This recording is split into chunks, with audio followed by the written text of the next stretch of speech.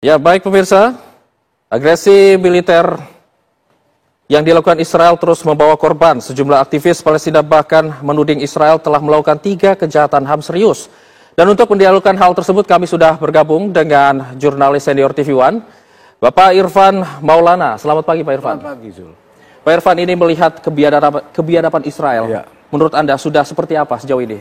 Sejauh ini Israel mungkin ini sudah melewati batas yang paling jauh dari batas toleransi, ya, baik dari segi terutama di mata hukum internasional, di mata masyarakat internasional. Ini yang menarik bahwa kemarin hari Senin yang kemarin dalam wawancara dengan Daily Caller, Presiden Amerika Donald Trump mengungkapkan bahwa kenyataan pahit saat ini bahwa walaupun Israel memenangkan perang, tetapi Israel gagal memenangkan opini publik dunia. Bahkan Trump juga mengatakan bahwa dukungan Kongres terhadap Israel saat ini adalah dukungan terlemah dibanding 20 tahun lalu. Trump mengatakan bahwa 20 tahun lalu Kongres Amerika itu solid dan bulat mendukung Israel. Trump mengaku terkejut bahwa kali ini dukungan itu tidak sebulat 20 tahun lalu. Mulai muncul suara-suara kritis dari Kongres di Amerika terhadap Israel, bahkan dari kalangan Partai Republikan yang selama ini pendukung Israel paling solid di Amerika. Bahkan Trump juga mengungkap berbagai survei yang mengejutkan bahwa ternyata dukungan publik Amerika terhadap Israel juga terus melemah. Bahkan kata Trump, 53% orang dewasa pendukung Partai Republik itu bersikap negatif terhadap Israel. Bahkan kalangan muda pendukung Partai Republik juga menunjukkan pandangan yang negatif terhadap Israel. Apalagi di kalangan pendukung Partai Demokrat.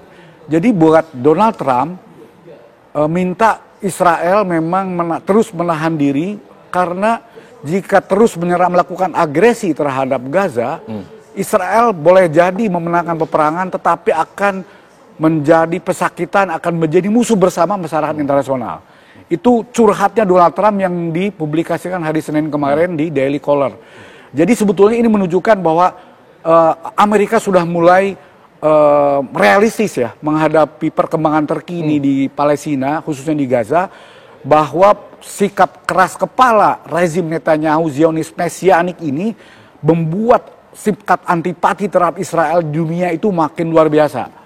Dan ini makin memperkuat agenda negara-negara yang akan mendeklarasikan dukungan terhadap Palestina merdeka dalam konsep two-state solution yang diinisiasi oleh Saudi Arabia dan Prancis, yang akan dideklarasikan pada sidang umum PBB tanggal 22 September nanti. Jadi ini tekanan betul kepada rezim sayap kanan Israel yang lagi berkuasa saat ini untuk berpikir ulang rencana mereka untuk menganeksasi sepenuhnya Gaza yang akan dilakukan dalam minggu-minggu ini. Ini artinya untuk two-state solution nanti akan diadakan bulan ini. Karena kan kemarin sempat tertunda ya, kalau tidak salah Juni atau Juli kemarin, Kak Irfan. Ya, Presiden Prancis Emmanuel Macron mengatakan bahwa rencana Netanyahu menganeksasi sepenuhnya Gaza tidak akan menghentikan agenda Prancis dan Saudi Arabia untuk menggelar konferensi internasional pada tanggal 20 September nanti untuk menyatakan dukungan terhadap two-state solution. Yang dukungan ini makin hari makin menambah besar. Baru-baru ini kan Belgia juga menyatakan dukungan. Tapi kalau two-state solution ini resolusinya apakah harus disetujui dulu oleh DKPBB atau bagaimana, Pak Irfan? Ini akan menjadi deklarasi di sidang umum PBB ini akan menjadi dorongan rekomendasi kuat untuk Dewan Keamanan PBB. Dan Dewan PBB sekarang tinggal satu negara saja sebetulnya, Amerika Serikat.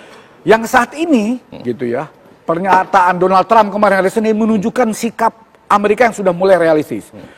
Hari Minggu kemarin, The Washington Post membocorkan pertemuan kabinet Trump yang berisi rencana Amerika untuk mengambil alih Gaza dan menempatkan Gaza dalam mandat Amerika sebagai alternatif terhadap rencana Israel untuk menganeksasi Gaza dan tepi barat.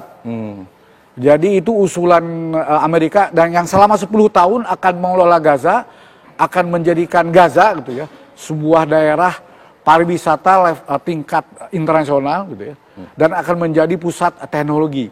Walaupun usulan ini memang mengejutkan karena tidak sejalan dengan agenda Israel untuk menyatukan Gaza dan tepi barat dalam Israel Raya. Namun ini juga tetap menjadi kontroversi dan ditolak dunia Arab.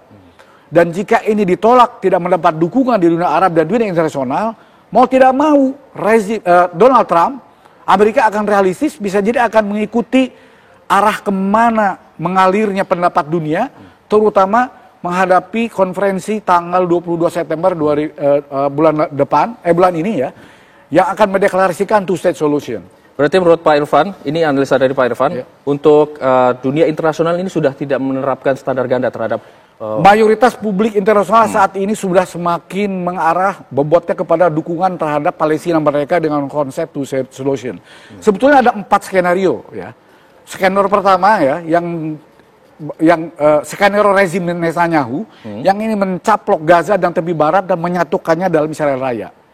Itu jelas skenario yang ditolak oleh dunia internasional dan sebetulnya tidak didukung secara resmi oleh Amerika, walaupun ada unsur-unsur pro-Zionis garis keras di internal pemerintahan Amerika yang mendukung skenario ini, terutama kelompok neokonservatif dan evangelical Zionis yang berada di sekitar Donald Trump mendukung skenario ini.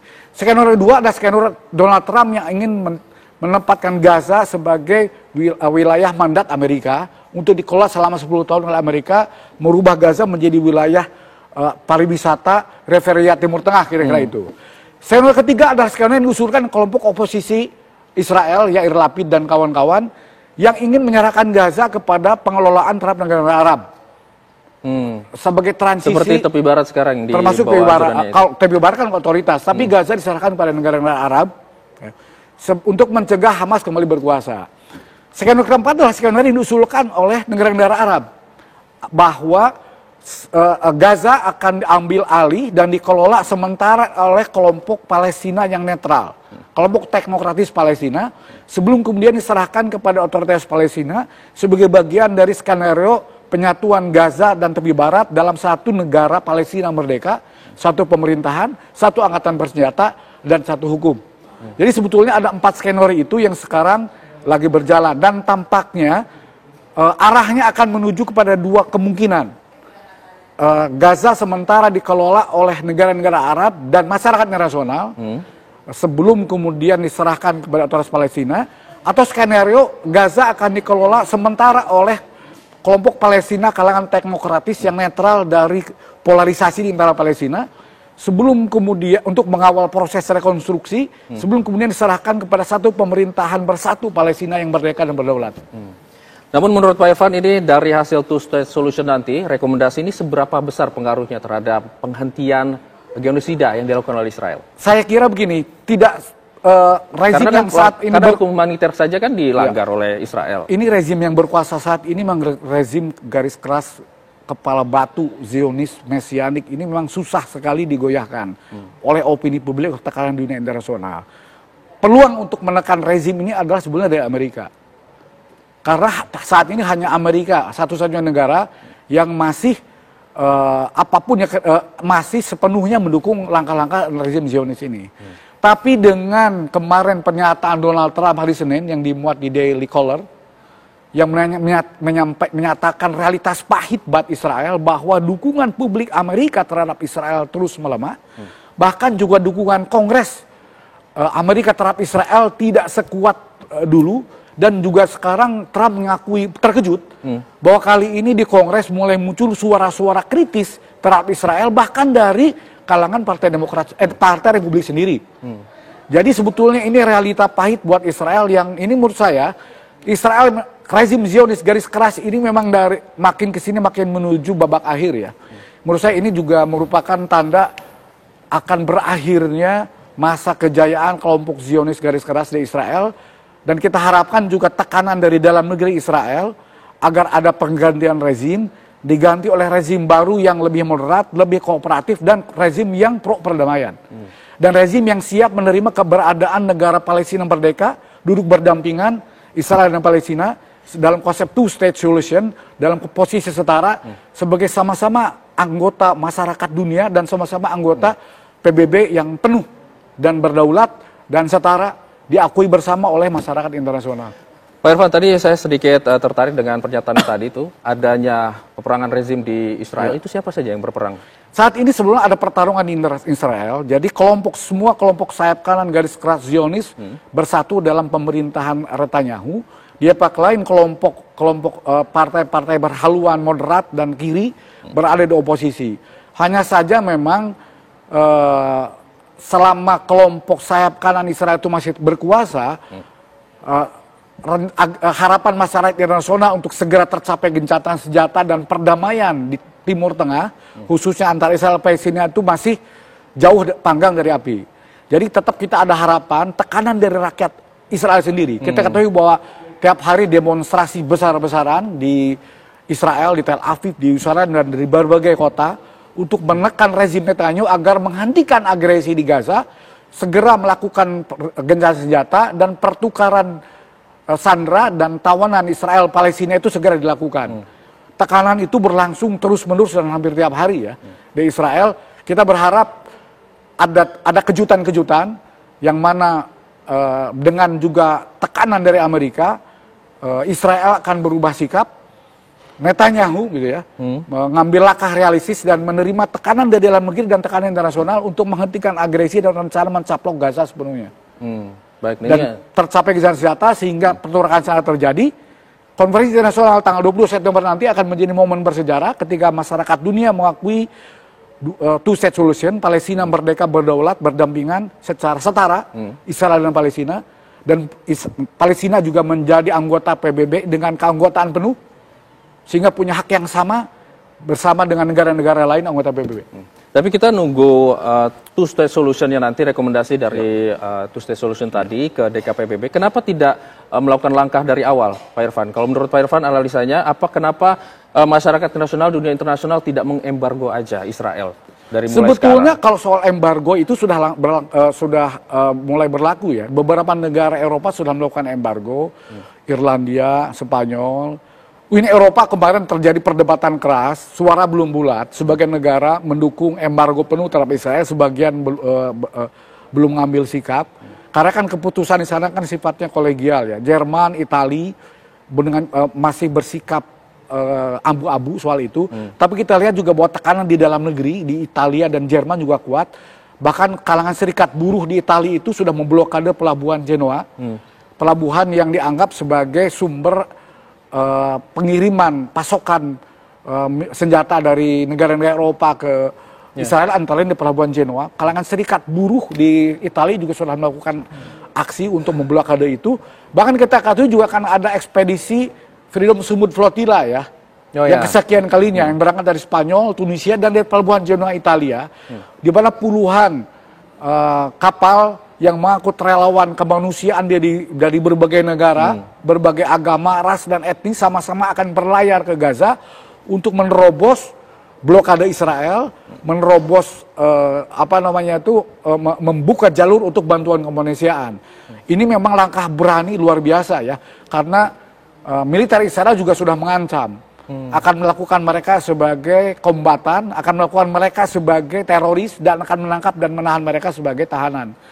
Tapi saya lihat ancaman Israel itu tidak menyurutkan niat para relawan kemanusiaan Freedom Sumut Flotilla untuk berlayar menuju ke Gaza. Dan di antara relawan itu juga banyak terdapat warga Indonesia, termasuk jurnalis TV One juga dalam salah satu yang akan bergabung dalam salah satu atau beberapa kapal relawan Freedom Sumut Flotilla. Berarti ini artinya untuk tadi armada Sumut Flotilla ini sudah mulai berlayar, sudah saat menuju ini mereka sudah mulai menyiapkan, dari Spanyol sudah bergerak, dari pelabuhan Genoa Italia sudah bergerak, dan sekarang sedang bersiap-siap juga berangkat dari Tunisia. Ini kira-kira pesan yang mau disampaikan dari Sumut Flotilla yang berlayar? Pesannya itu adalah pesan kemanusiaan masyarakat internasional tentang tragedi kemanusiaan yang di depan mata terjadi di Gaza. Ribuan warga Gaza terancam mati kelaparan, sudah lebih dari 60.000 orang mati akibat serangan Israel, yang sebagian besar adalah perempuan, orang tua, anak-anak, termasuk juga relawan kemanusiaan, termasuk staf PBB, termasuk jurnalis, korban Israel, dan seratusan ribu lebih orang juga luka-luka. Ini adalah genosida, ini adalah pembersihan etnis. Jadi ekspedisi Freedom Flotilla itu ingin kembali mengingatkan dunia bahwa saatnya dunia bergerak mengambil langkah, bukan hanya sekedar omon-omon, bukan hanya sekedar pernyataan sikap. Ada langkah nyata, tindakan nyata. Salah satunya adalah tindakan nyata dan berani dari para relawan lintas negara melalui ekspedisi Freedom Sumut Flotilla ini untuk kembali mengingatkan dunia akan tragedi kemanusiaan yang berada di depan mata. Baik. Terima kasih Pak Irfan Maulana atas waktunya bersama kami. Kita doakan semoga perdamaian segera tercapai di Gaza, Palestina. Terima kasih Pak Irfan.